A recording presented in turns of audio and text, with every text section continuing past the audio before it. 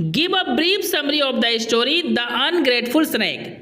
एहसान फरामोश सांप के कहानी का सारांश लिखे। सेमेस्टर 3 इंग्लिश मेजर पेपर का ये बहुत ही ज़्यादा इंपॉर्टेंट सवाल है, जिसे मैं आपको एक आसान नोट्स के साथ समझाऊंगा। अगर मेरे इस नोट्स को आप अपने एग्जाम में हूबहू लिख लेते हैं तो आपको फुल में फुल मार्क्स जरूर मिलेगा। अगर दोस्तों मेरा ये नोट्स आपके लिए हेल्पफुल हुआ तो मेरे चैनल को सब्सक्राइब करें, वीडियो को अधिक से अधिक लाइक एंड शेयर करें। चलिए दोस्तों आंसर को डिस्कस करते हैं। लॉन्ग टाइम अगो, बहुत समय पहले की बात है, देयर वाज ए प्रिंस, एक राजकुमार था।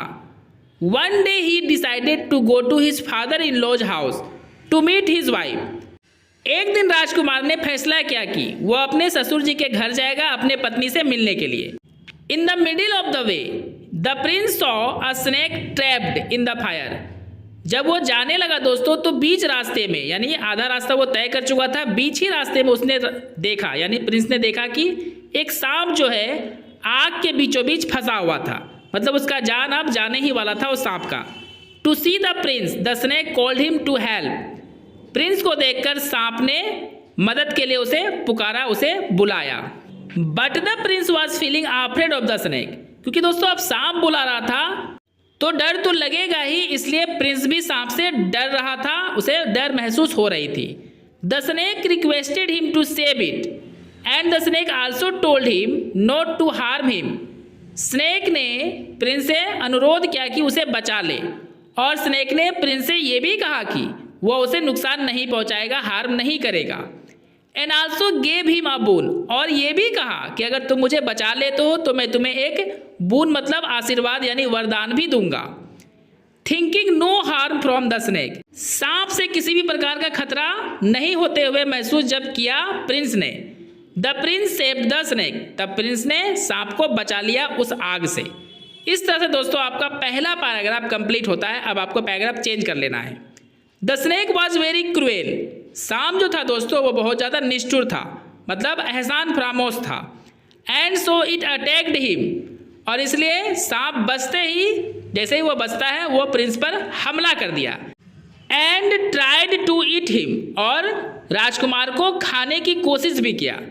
An argument started between both and so the prince proposed an idea for the solution. दोनों के बीच बहस शुरू हो जाता है। मतलब प्रिंस बोल रहा था कि मैंने तुम्हें बचाया, और सांप बोल रहा था कि मैं तुम्हें खाऊंगा ही खाऊंगा। इसलिए राजकुमार ने एक सलाह दिया कि इसका सॉल्यूशन के लिए मेरे पास एक सलाह है, एक आइडिया है। He told the snake for their judgment they will meet the banyan tree, cow and water. उसने कहा कि अपने इस फैसले के लिए कि तुम्हें मुझे खाना है या छोड़ना है, हमें बनियान ट्री, काव और पानी के पास चलना चाहिए, उनसे मिलना चाहिए।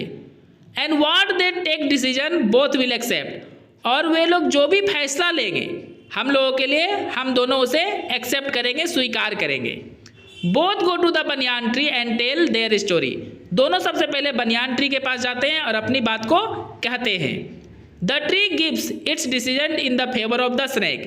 बनियान ट्री दोस्तों सांप को सही बताता है, उसके ही फेवर में फैसला कर देता है कि सांप सही है, वह जरूर तुम्हें खाएगा और इसमें कुछ गलत भी नहीं है।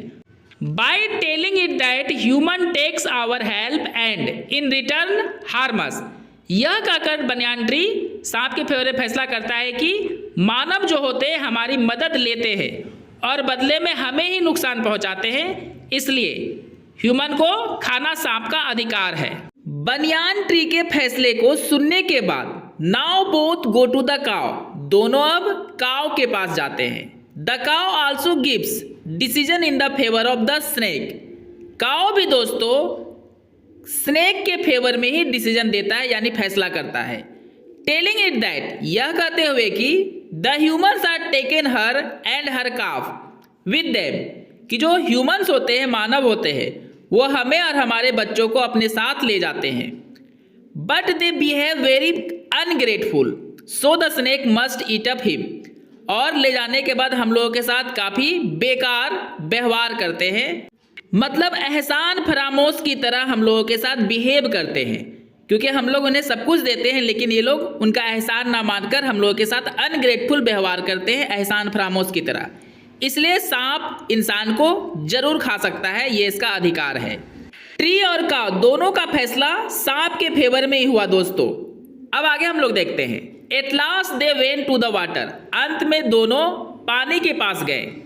हियरिंग देयर मैटर, दोनों की बातों को सुनकर। The water also gave the same judgement by telling it that the humans drink water and also pollute it. उनकी बातों को सुनकर पानी ने भी जजमेंट जो है सांप के फेवर में ही दिया, यह कहते हुए कि इंसान हमारे पानी को पीते हैं और इसे प्रदूषित भी कर देते हैं, गंदा भी कर देते हैं। So the snake is not wrong, इसलिए स्नेक गलत नहीं है जो उसने ये बात कही कि मैं ह्यूमंस को खाऊंगा यानी प्रिंस को खाऊंगा। And it has right to eat up the prince, और सांप को अधिकार है कि वह प्रिंस को खा जाए। मतलब दोस्तों यहाँ क्लियर हो गया कि तीनों जो है सांप का पक्ष ही लिया, किसी ने भी प्रिंस का पक्ष नहीं लिया, राजकुमार का पक्ष नहीं लिया। Now the prince also accept that the snake is right. अब क्योंकि तीनों ने सांप के फेवर में ही अपनी अपनी जजमेंट को दिया था, तो प्रिंस भी अब समझ चुका था, इस बात को एक्सेप्ट कर चुका था कि सांप ही सही है। But he request the snake to leave him for some time so that he could meet his wife. अब प्रिंस समझ चुका था कि अब सांप उसे खा लेगा, लेकिन प्रिंस ने सांप से रिक्वेस्ट किया कि उसे कुछ समय के लिए छोड़ दे ताकि वह अपने वाइफ से मिल सके। And he also promises to return to it, और वह सांप से वादा भी करता है कि वह वापस उसके पास आएगा। The snake agrees and leaves him, सांप तैयार हो जाता है उसे कुछ समय देने के लिए और उसे छोड़ देता है कि जाओ भाई तुम अपने वाइफ से मिलके मेरे पास आओ, मैं तुम्हें खा जाऊंगा। The prince reaches his wife where he is welcomed very well. Prince अपने पत्नी के पास पहुंचता है जहां उसकी स्वागत बहुत ही अच्छे से की जाती है। The prince was sad and so his wife ask the reason of his sadness. Prince वहां पहुंचकर काफी उदास था क्योंकि उसे पता था कि अब उसकी मौत होने ही वाली है। तो प्रिंस को यानी अपने पति को उदास देखकर उसके उदासी का कारण उसकी पत्नी उससे पूछती है। He tells everything to his wife, उसने अपने पत्नी को सब कुछ बताया। What happened with him, कि क्या क्या उसके साथ घटित हुई है। After hearing the matter she request the prince, बातों को सुनने के बाद वह प्रिंस से रिक्वेस्ट करती है दैट की she will also go to the snake with him, कि वह भी उसके साथ ही उस सांप के पास जाएगी। ना बोथ रीच द स्नेक, अब दोनों स्नेक के पास पहुंचते हैं। The snake wants her to return, सांप जैसे ही लड़की को देखता है तो उसे चेतावनी देता है कि वापस चली जाओ। But she tells the snake that how she will survive alone after the death of the prince. तब लड़की सांप से कहती है कि वह कैसे अकेले जिएगी प्रिंस के मौत के बाद, यानी प्रिंस जब मर जाएगा जो उसका पति है तो ये तो अकेले हो जाती, तो कैसे जिएगी, ये बात वो स्नेक को कहती है। The snake tells her that if she wants it will teach her some powerful magic so that she will be able to survive alone. लड़की के बातों को सुनने के बाद सांप लड़की से कहता है कि अगर तुम चाहो तो मैं तुम्हें कुछ पावरफुल मैजिक सिखाऊंगा जिससे तुम लायक हो जाएगी, यानी तुम उस लायक हो जाएगी कि तुम अकेले ही जी सकेगी इस दुनिया में, तुम्हें किसी की जरूरत नहीं पड़ेगी, तुम्हारे पास पावर होगा।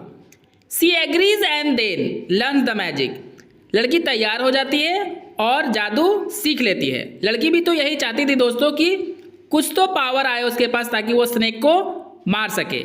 With the help of the magic she turns the snake into ashes, जैसे ही सांप ने लड़की को मैजिक सिखाया, लड़की उस मैजिक की मदद से ही सांप को राख में बदल देती है, मतलब उसे जान से मार देती है, उसे भस्म कर देती है।